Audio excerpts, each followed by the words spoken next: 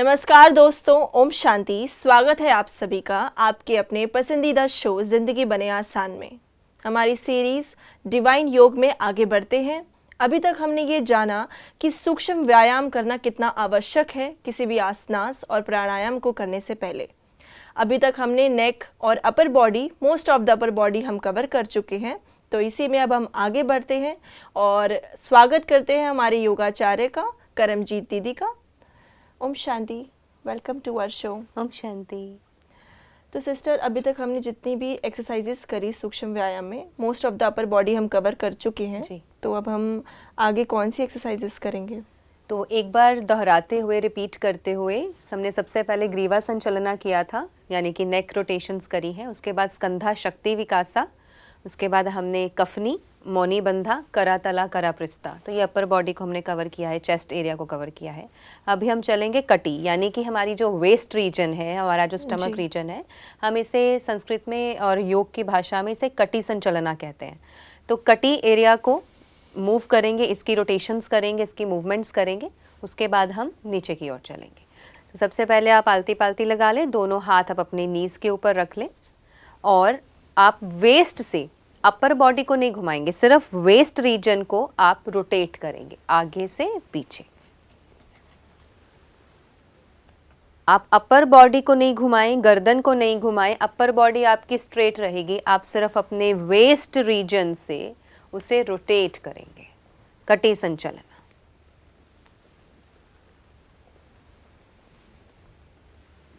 और इसमें आपकी ब्रीदिंग नॉर्मल रहेगी। ध्यान दीजिए आपकी कमर, गर्दन, रीढ़ की हड्डी बिल्कुल सीधी रहे और सिर्फ आपका वेस्ट रीजन रोटेट करे। और एंटी क्लॉकवाइज रुकें, सेंटर में आए और इसे एंटी क्लॉकवाइज घुमाएं। सूक्ष्म व्यायाम कभी भी खाना खाने के बाद, भोजन के बाद नहीं करते हैं। इसके लिए अति आवश्यक है 2 से 3 घंटे का, 4 घंटे का गैप ज़रूर रखें आपके भोजन में और आपके व्यायाम में। रिलैक्स। अब फॉरवर्ड बेंडिंग, बैकवर्ड बेंडिंग करेंगे। दोनों हाथों को पीछे लेके जाएंगे, नीचे टच करें, अप एंड डाउन। हाथ कैसे रखा है? हाथ कैसे रखा है आपने? दोनों हाथों को ऐसे पीछे क्लच करेंगे, पीछे लेके जाएंगे, दोनों हाथों को क्लच करेंगे। इनहेल करेंगे, ऊपर आएंगे, एक्सहेल करेंगे, नीचे जाएंगे।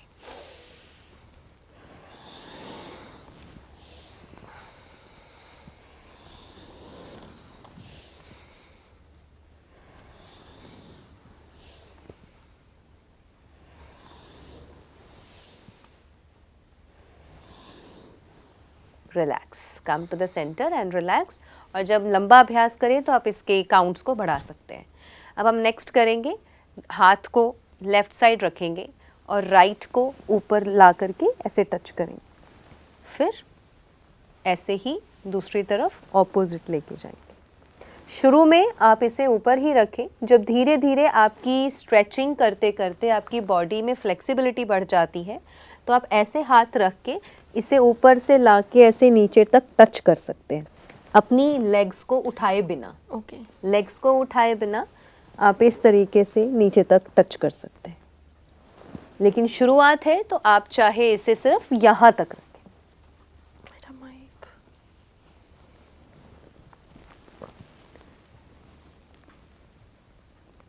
ध्यान रहे कि ये जो बाजू ऊपर से लेके जा रहे हैं, इसी कोहनी फोल्ड नहीं करनी है, ये बाजू को सीधा ऐसे लेके जाना है और इसी को आप नीचे टच करेंगे।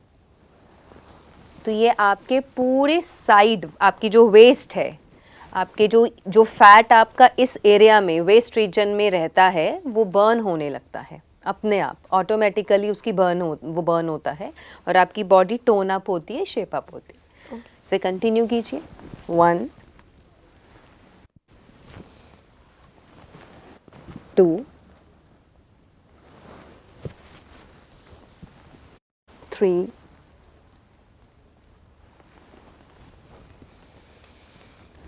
4 inhale, exhale.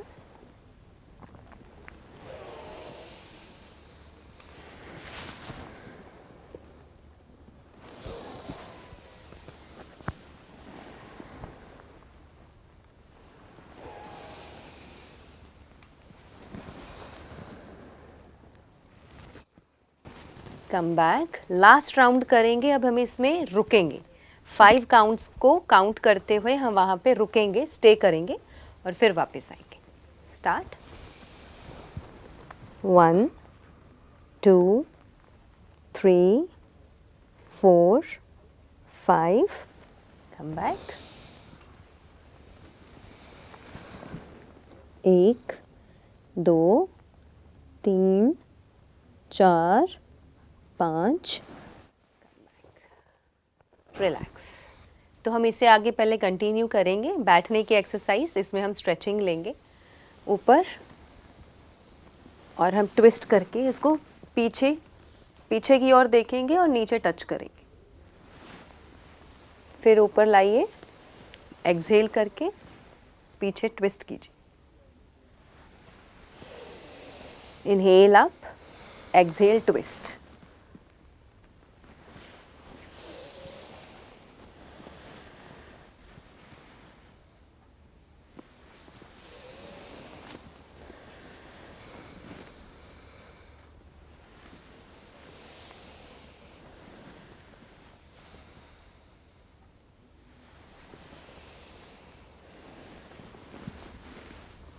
Relax, come to the centre.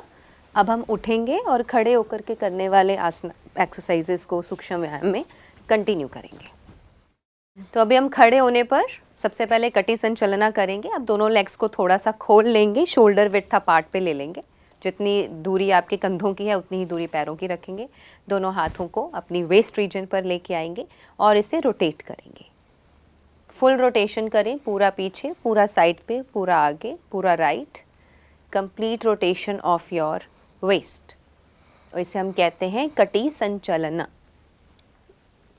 Clockwise and anti clockwise.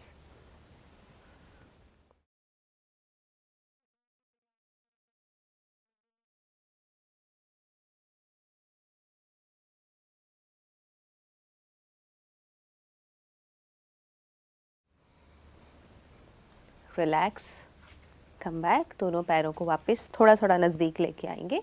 अब हम forward bending and backward bending करेंगे, जिसमें कि आप अपने हाथों से अपने वेस्ट रीजन को सपोर्ट दे सकते हैं। बेंड फॉरवर्ड,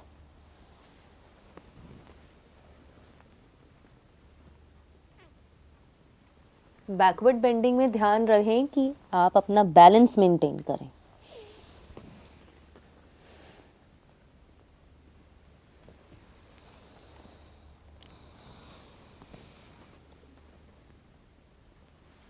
आगे झुकने पर अपने पैरों को टच करें।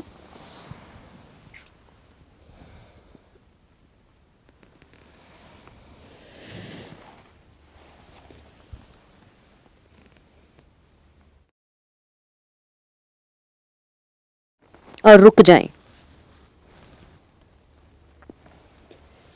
जब आगे अपने पैरों को टच करेंगे तो ध्यान रहे कि आपके घुटने नहीं मुड़े, इसलिए जितना हो सके धीरे धीरे लेकर के आएं। फिर एक समय आएगा कि आपकी फ्लेक्सिबिलिटी जब बढ़ जाएगी तो आप पूरी तरह से अपना मस्तिष्क भी अपने घुटनों तक लेके जा सकते हैं, थाइस के पास जाके टच कर सकते हैं। अब हम आगे बढ़ते हैं और कटी के बाद अब हम करेंगे, बैठ कर के करेंगे जब हम जांघा शक्ति विकासा करेंगे अपने ग्रॉइन एरिया के लिए। लेकिन खड़े होकर के अभी हम अपने नीज़ की स्ट्रेंथनिंग, नीज़ की एक्सरसाइज करेंगे। और ये नीज़ की एक्सरसाइज बेहद ज़्यादा इम्पॉर्टेंट और बेनिफिशियल है उन लोगों के लिए जिनको नीज़ की कोई भी समस्या है, जैसे नीज़ में गैप बढ़ गया है, गैप कम हो गया है, या उनके साइनोवियल फ्लूइड में कमी आ गई है, लिगामेंट्स और टिश्यूज़ में कुछ प्रॉब्लम आ गई है, या उनके चलने में दिक्कत है, स्टेप्स नहीं चढ़ सकते। तो उस सभी प्रॉब्लम्स के लिए हम ये नीज़ का सूक्ष्म व्यायाम जब हम सीखेंगे, अभी हम उसके जितने भी वेरिएशंस करेंगे, अब जब आप इनको रेगुलर बेसिस पे करने लगेंगे तो निश्चित ही नी रिप्लेसमेंट की ज़रूरत नहीं रहती है और आपके नीज़ वापस पहले जैसी पोजीशन में आ जाते हैं। और खुशी की बात यह है कि इन एक्सरसाइजेस के साथ बहुत सारे लोग ऑस्टियोआर्थराइटिस को रिवर्स भी कर चुके हैं। तो चलिए स्टार्ट करते हैं जी। आप दोनों घुटनों को जोड़ेंगे, बेंड होंगे और इन पर अपने हाथों को घुटनों पर रखेंगे और इसे रोटेट करेंगे। और इन्हें करते हुए अगर किसी के घुटनों में क्रैकलिंग साउंड की आवाज़ आती है, यानी कि वो वाता है, बॉडी में वात एग्रवेटेड है। वात दोष के बढ़ने घटने कुपित होने की वजह से हमारे बॉडी में जॉइंट्स में नी जॉइंट में क्रैकलिंग साउंड आती है। तो ऐसे इसको क्लॉकवाइज और फिर एंटी क्लॉकवाइज रोटेट करें। तो अगर वात कुपित हुआ है, वात इम्बैलेंस है बॉडी में, उसके लिए वात को कम करने वाले, वात जिनसे एग्रीवेट ना हो उन फूड आइटम्स को लेते हैं तो हमें मदद मिलती है। अच्छा, मतलब आप बता रहे हो कि इनके साथ हमारा डाइट प्लान भी अलग रहता है। जी बिल्कुल। रिलैक्स। नेक्स्ट, दोनों लेग्स को फिर से आपस में दोनों पैरों को खोलेंगे, दोनों हाथ घुटनों पे रखेंगे, अंदर से बाहर की ओर इसकी मूवमेंट लेके जाएंगे ऐसे।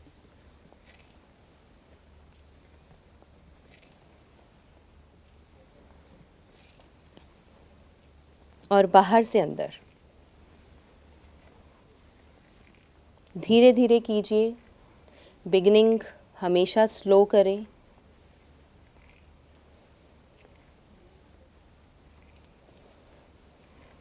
तो आपके अकॉर्डिंग ये जो पूरा सूक्ष्म व्यायाम है कितने समय तक होना चाहिए? लाइक आधा घंटा, 1 घंटा? 40 मिनट्स। और अगर क्विक करना हो और कम काउंट्स में करना हो तो आधे घंटे में कंप्लीट हो जाता है।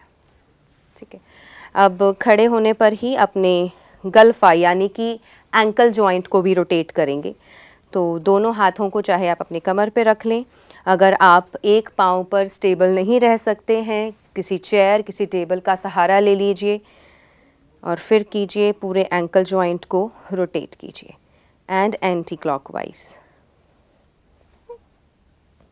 रिलैक्स। दूसरा पाँव क्लॉकवाइज एंड एंटी क्लॉकवाइज। और इसे आप सिंक कर सकते हैं अपने रेस्ट जॉइंट के साथ। दोनों मुट्ठियों को मोड़ लीजिए और एक एक पैर के साथ दोनों रिस्ट जॉइंट को भी आप रोटेशन दे सकते हैं एंटी क्लॉकवाइज। हंसते हुए मुस्कुराते हुए करें, क्योंकि इन सभी क्रियाओं से, इन सभी एक्सरसाइज से, व्यायाम से आप अपने बॉडी को ठीक करने जा रहे हैं। दूसरा पाँव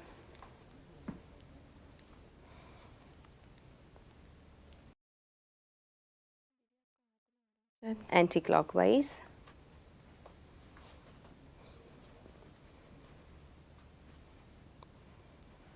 रिलैक्स। अब वापस आ जाइए बैठने की पोजीशन में।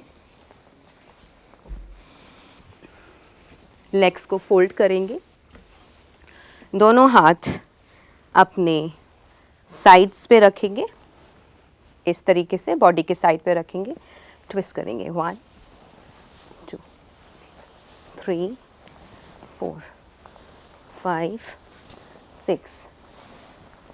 पैर एक ही जगह रहेंगे, पैर आपके एक ही जगह रहेंगे, पैरों को शिफ्ट नहीं करना है।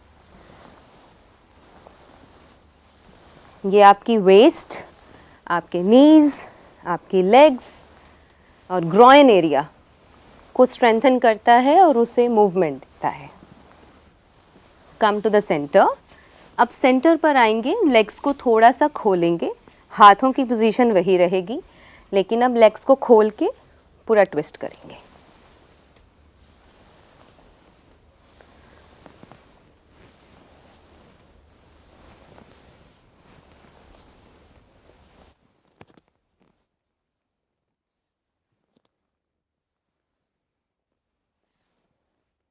नेक्स्ट, राइट पैर को खड़ा रखें, लेफ्ट को फोल्ड कर दें और इस तरीके से बैठने का अभ्यास करें।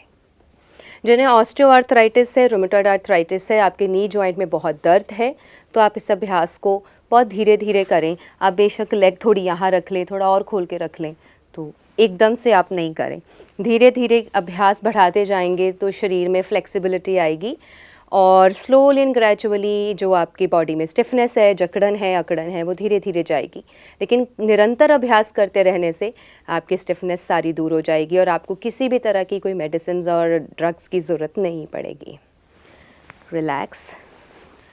अब लेफ्ट को सीधा रखें, राइट को फोल्ड कीजिए,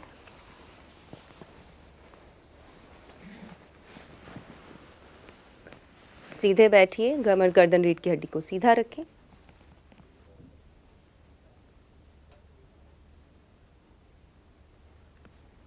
कम बैक एंड रिलैक्स। अब दोनों पैरों को सीधा खोल दें, लेग्स को सीधा खोल दें एंड रिलैक्स। लंबा गहरा श्वास लें और छोड़ें।